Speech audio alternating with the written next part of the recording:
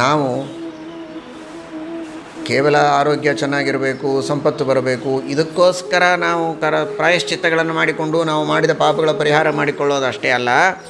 ಧರ್ಮ ಮಾಡಬೇಕು ಅಂತಾದರೂ ಒಂದು ಪ್ರಾಯಶ್ಚಿತ್ತ ಮಾಡಿಕೊಳ್ಬೇಕು. ಮೊದಲು ಹರಿನಾಮ ಸ್ಮರಣ, ತೀರ್ಥ ಸ್ನಾನ ಮೊದಲಾದಂತಹ ಅನೇಕ ಪ್ರಾಯಶ್ಚಿತ್ತಗಳು, ಏಕಾದಶಿಯ ಉಪವಾಸ, ಗಾಯತ್ರಿಯ ಜಪ, ತೀರ್ಥ ಸ್ನಾನಾದಿಗಳು, ಮಹಾತ್ಮರ ಸೇವೆ, ಇಂತಹ ಅನೇಕ ಪ್ರಾಯಶ್ಚಿತ್ತಗಳು. ದಾನವೂ ಒಂದು ಪ್ರಾಯಶ್ಚಿತ್ತ.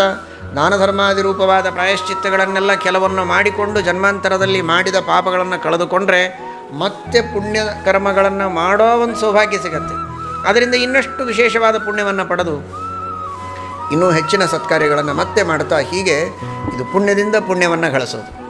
ಪುಣ್ಯಕರ್ಮಗಳನ್ನು ಮಾಡೋದು, ಹಿಂದಿನ ಪಾಪಗಳನ್ನು ಕಳೆದುಕೊಂಡು ಮತ್ತೆ ಹೊಸ ಸತ್ಕರ್ಮಗಳನ್ನು ಮಾಡಿ ಇನ್ನಷ್ಟು ಪುಣ್ಯವನ್ನು ಪಡೆದು ನಾವು ಕ್ರಮೇಣ ಪುಣ್ಯವಂತರಾಗಿ ಜ್ಞಾನವಂತರಾಗಿ ಮೋಕ್ಷವನ್ನು ಪಡೆಯುವುದಕ್ಕೆ ಸಾಧ್ಯ ಇದೆ.